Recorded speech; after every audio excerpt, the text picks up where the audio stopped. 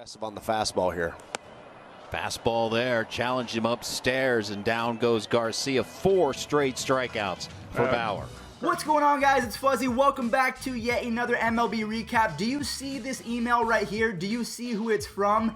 God himself. Bartolo Colon wants to send me his book. So if you guys think I should show it off in a video or maybe have it in the background of my videos, leave a like on this as well as comment down below that you want to see that. And maybe I can give a few away. I can, email him back like, hey, can I have a few extra to give away to my fans? So if you guys want to have that happen, please let me know. But there are so many stories that we have to break down from the last 24 to 48 hours. The Yankees have been on the phone with the Cleveland Indians. They are trying to acquire starting pitcher Mike Clevinger. We're going to talk about if that's possible or not. Albert Pujols technically made Major League Baseball history. We'll talk about why it's official, but there's another guy that should be ahead of him. And then also Yadier Molina, he did an oopsie. So I guess we'll talk about that first and foremost. Actually, we'll talk about the Cardinals game first, and then we'll go ahead and discuss what Yadier Molina did. So the Cardinals have been playing with a ton of fire lately. Jack Flaherty channels his inner Trevor Bauer by going 5 innings, only allowing 1 hit and 0 earned runs. Well, I guess Jack Flaherty doesn't have to channel his inner anything because he's Jack freaking Flaherty. Paul DeJong is also trying to find his groove after coming back from his stint from recovering after Corona. He drives in 3 RBIs along with his buddy Paul Goldschmidt. Paul Goldschmidt is quietly mashing. He's hitting .368 with a 1068 OPS. He is definitely going to be in the MVP running this year. After having a down 2019, I think that Paulie G is officially back. Now let's talk about that Yadier Molina story really quick. So he posted something on Instagram. As you guys can see at the bottom, it says F COVID. Now the problem with this is the fact that Yadier did not provide any context. So when you're seeing a guy that had Corona before, the Cardinals have to play 55 games in 46 days or something like that, you're thinking to yourself, Yadi, what are you doing? This is the worst picture that you could possibly post because no one is social distancing and no one is wearing masks. Well, he later apologized and he provided some context. All of those people in that picture are part of the Cardinals staff or their family members that get routinely tested. So they're all good to go. It's just not something that you should post in a global pandemic. It's just bad optics. But luckily for him, it wasn't as bad as the media made it out to be. So good job for correcting because it could have been bad. We'll talk about the result of the Angels and the Astros game in just a second because, the Astros are firing on all cylinders right now. But the biggest story from yesterday was the fact that Albert Pujols, he passed Arod for second all-time in RBIs when realistically, they only started tracking RBIs, I think, in 1920 or 1929, so they don't count a lot of what Babe Ruth did. I think 1 year, he had 29 home runs and 0 RBIs, so technically Babe Ruth is still second on the all-time RBI list, but factually speaking, in terms of official from Major League Baseball, Pujols is your number 2 RBI leader, right behind Hank frickin' Aaron. Now, anyways, back to the actual game itself. Framber Valdez, he sets a career high in strikeouts with 11, and the Astros offense feast. They lick their chops at the Angels staff. 4 Astros, including Carlos Correa, have multi-RBI days. They really needed this after that embarrassing sweep down in San Diego. Also, I do have to highlight Kyle Tucker, who is hitting .391 with 10 RBIs in his last 7 games. Just on an absolute tear right now. 50 RBIs. Dangerous hitter. Breaking ball hit well to left field. Going back Peralta, and it is long gone. Mooney homered in the 3rd. This is a high fly ball to deep left, and Tapia will make the catch.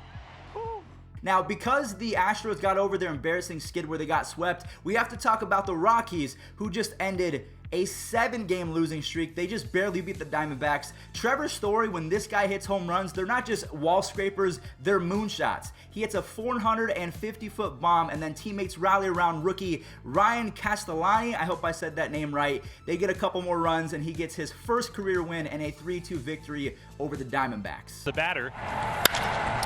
Deep to right field, and Nelson Cruz goes to the opposite field. Scheduled batter. Hit in the air, right center field, and this ball is going to be out of here. For tonight. Lindor goes, the pitch hit to right field and hit right. 71-year-old Nelson Cruz hits a home run, and then Miguel Sano continues to rake and mash baseballs as they ruin a pretty solid start from Aaron Savali. They are the third team in MLB to get to 20 wins. Kenta Maeda, he loves pitching against the Tribe. He has 1 earned run in 11 innings so far versus us. Now we're going to stay on the Indians for just a second because a fat trade rumor came out yesterday. Now this is not just a rumor, it seems like the wheels are spinning. Phone calls have been made from the Yankees general management to Cleveland that Mike Clevinger could be headed to the Bronx. Now, I will say this might make sense because we've already made trades with them in the past, and it was kind of a win-win. We traded Clint Frazier and Justice Sheffield in exchange for Andrew Miller. Andrew Miller carried us to a World Series and then a second straight postseason berth, but then he choked against Greg Bird. Now, another guy that could play a part is the fact that Mike Clevinger is good buddies with Matt Blake, the pitching coach of the Yankees. So realistically, it makes all the sense in the world. Now, the only thing is Clevinger, he might say something about the hair rule. We'll see how that would transpire. So I would have to probably get back Clint Frazier and 2 pitchers, which is exactly what the rumors are saying. An outfielder, maybe a middle infielder, and then 2 starting pitchers or pitching prospects. The other guys that could be traded as well, we talked about Trevor Bauer yesterday, Johnny Cueto and Nathan Eovaldi. I think that they could be pretty solid 2 or 3 starters, whether it's on the Yankees, whether it's on the Mets. Some of these teams, they need a starting pitcher, and that's really it. Blake Snell was in his bag yesterday up until Lourdes Gurriel Jr. hit a home run in the 6th inning, and then the Rays bullpen falls to Randall Grichuk, who hit a 3-run home run. This man is on fire. Craig Biggio. Kevin Biggio doubles in the 9th inning and drives in his 16th RBI. So Bo Bichette has been better than Vladimir Guerrero Jr. You could say that Kevin Biggio has been better than Vladimir Guerrero Jr. So out of those 3 rookies, Vlad is kind of the odd man looking out. I'm hoping that he can pick it up and continue to get better and better. Jordan Romano is going for the reliever of the year. He gets the save and lowers his ERA to .64. Now another guy that had a pretty low ERA going into yesterday was Trevor Bauer. So he makes Reds history with the most strikeouts through 5 starts, and he gets the promotion from Budweiser, but he does fall to the Brewers. He gives up a home run to Justin Smoke and then Omar Narvaez, and then Brett Anderson was looking like Randy Johnson out there just without all the strikeouts. Had a really solid performance. He outduels Bauer going 6 innings, 2 earned runs, and Josh Hader nails down the save with a 2-run lead in the 9th. I mean, the Brewers, they're good one day, and then they're not so great the next. Again, like a lot of teams in the league today, I can't put my thumb on whether or not they're going to make a push or not. David Bodie launches, and Baez out into deep right. Baez in the air, deep left. It is long gone. A home run, 7-3. The Cubs get their 11,000th win yesterday as Javier Baez finally does what he's supposed to do. He goes off. He has 2 bombs along with David Bodie. He drives in 4 RBIs as Alec Mills, he gets a break. Now, he pitched a great game. 7 innings, 3 earned runs. That's pretty solid in my opinion, but the offense definitely bailed him out. Now we're going to go ahead and talk about the slugfest down in Washington, D.C. We have the Marlins versus the Nationals. Actually, we're not going to talk about it. We're just going to show who won. 2 to Aguilar, and that's out to center field. Robles is going back. He turns around. He's going to have to play it off the wall, and he loses his footing. Another 0-2 coming from Backus, and Birdie sends one in the air center field. Turning around is Robles. That's going to get out for a home run. A 2-run shot for John Birdie.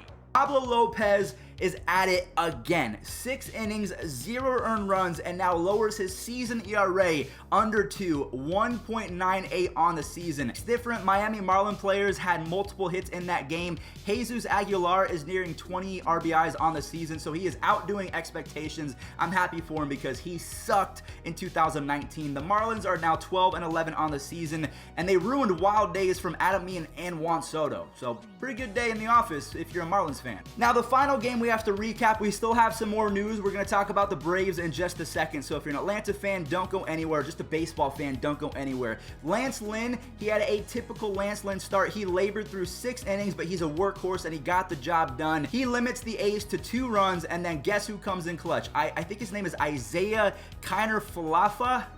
I'm pretty sure I said that right. He gets a home run and the W. Now, we need to talk about a relief pitcher for the Rangers, Jonathan Hernandez. He has 1 earned run and 18 strikeouts in his last 14 innings. He's been dominant. So if you need someone on the waiver wire that maybe hasn't been picked up in a lot of leagues, Jonathan Hernandez is your guy. Now, the final story for today, the Braves are not only getting Ronald Acuna Jr., but they're also getting top prospect Ian Anderson. He is making his debut. His stuff is absolutely nasty. So the fact that he's going to get his debut and Ronald Acuna Jr. is back, it's pretty much Christmas in Atlanta. So thank you guys so much for watching. I hope that you did enjoy.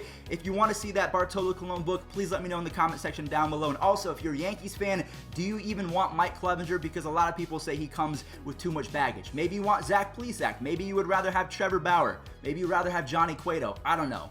Nathan Eovaldi's on the tape. Wait, wasn't Nathan Eovaldi on the Yankees? I don't think that he would go back. But thank you guys for watching. Enjoy this day in MLB history. And a bunt in the air, and that's it.